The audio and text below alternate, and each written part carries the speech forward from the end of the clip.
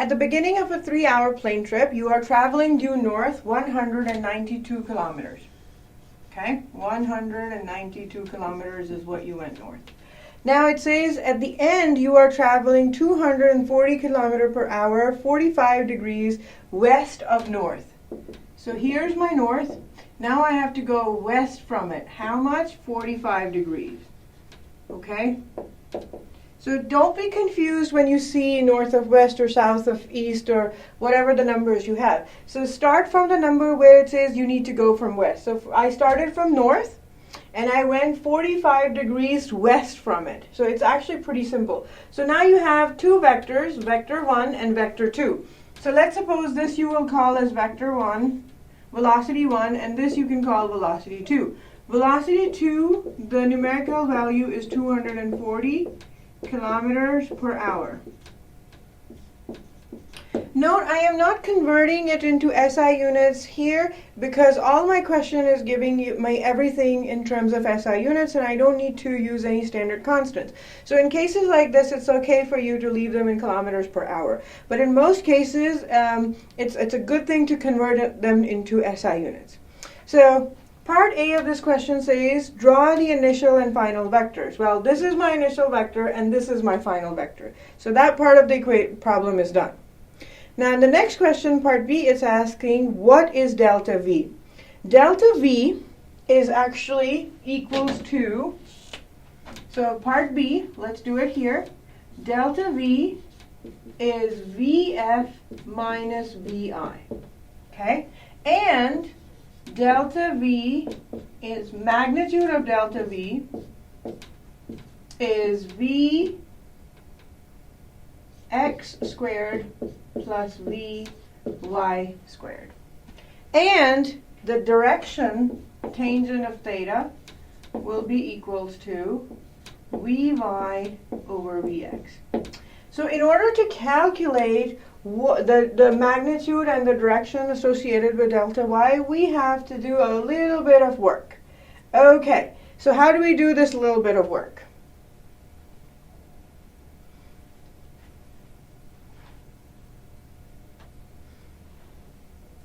Let's look at my first vector. My first vector is Vi. It, in terms of its components, if I was to divide them, it only has a component along the y-axis. So my V1 will be written as Vx1 I plus Vy1 j. And my V2, which is that vector here, in terms of its components, in general form, can be written as that, where I, j are unit vectors along the two. Okay, now what do I know? For my vector 1, does it have any component along the x-axis? If I was to take my coordinate plane, I was to draw them like this. This is my x-axis, this is my y-axis. There is no component of v1y along the x-axis. So that means this goes to 0. Now, what is v1y? v1y is Vi sine of 90 degrees. Sine of 90 is 1. So I get V1y as 192 kilometers per hour. Okay? For my second vector, V2, Vx2 is now equals to V2 sine of 45 degrees. So note, I am defining this to be my x-axis. So the two vectors that I need to be looking at are these ones and these ones. Head to tail rule. The x component is now equals to V2 sine of 45 degrees. Please make sure you understand how I did that. So a little bit of plugging in numbers and I can come up with an answer. And Vy2 is now equals to V2 cosine of 45 degrees. If I plug in these two numbers and I use 240 kilometers per hour for this, I get 100 169.7 kilometers per hour. I get 169.7 kilometers per hour. Okay?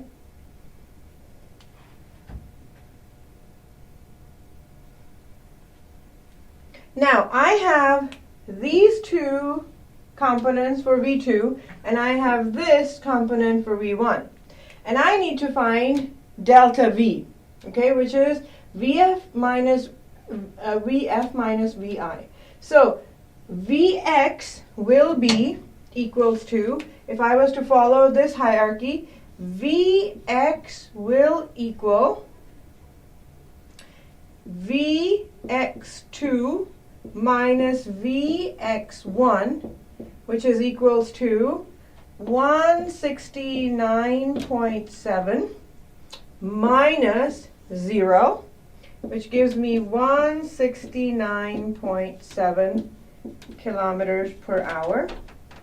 And Vy is going to be Vy2 minus Vy1, which is 169.7 minus 192, gives me 22.3 kilometers per hour. Okay?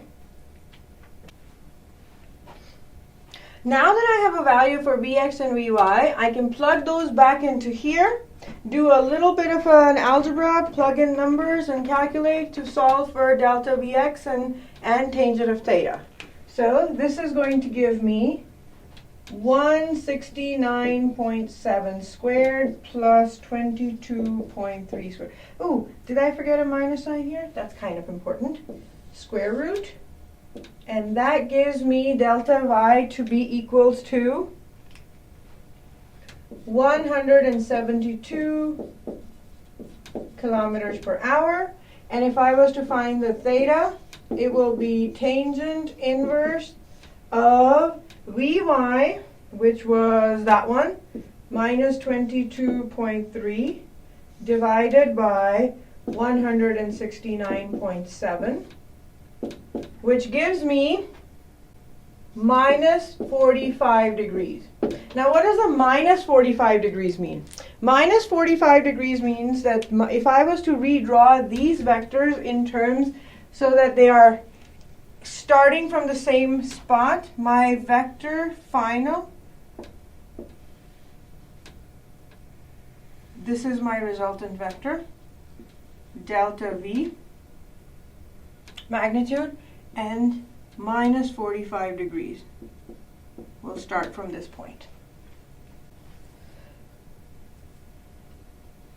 Now let's look at part C. What is the average acceleration during the trip? We know that, so this is part C, average acceleration for my trip is delta V over delta T.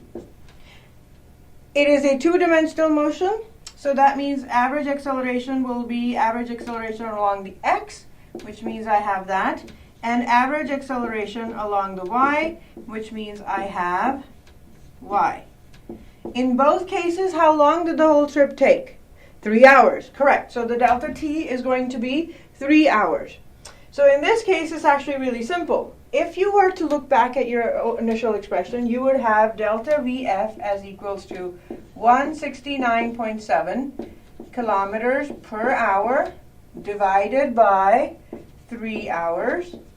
And for this one, you would have minus 22.3 kilometers per hour divided by 3 hours. And your A average for your x will come out to be equals to